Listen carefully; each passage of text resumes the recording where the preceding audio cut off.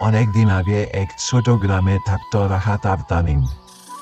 তারা দুজন ছিল খুব ভালো বন্ধু, কিন্তু রাহাত ছিল একটু লোভী। রাহাত, চলো নদীর ধারে যাই। ওখানে অনেক আম গাছ আছে, অনেক মজা করে খেতে পারবো। অনেক গাছ আছে, তাহলে তো অনেক আম পাবো।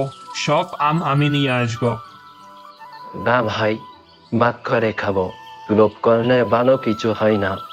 একদিন তারা খেলতে খেলতে এক বৃদ্ধার বাগানে চলে গেল। বাবারা, তোমরা খেতে চাও? এ আমগুলো মিষ্টি, তোমরা খেতে পারো। ধন্যবাদ দাদি, আমরা দুইজন মিলে খাবো। সব আম আমি নিয়ে যাব, কেউ টেরও পাবে না।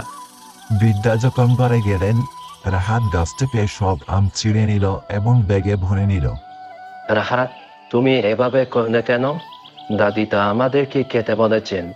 বেশি লোভ করা ঠিক নয়।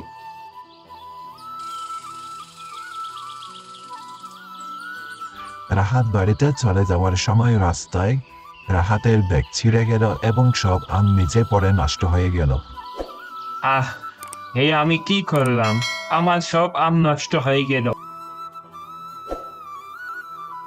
বাবু, লোভ করলে কখনো ভালো হয় না। লোভ করা ঠিক নয়।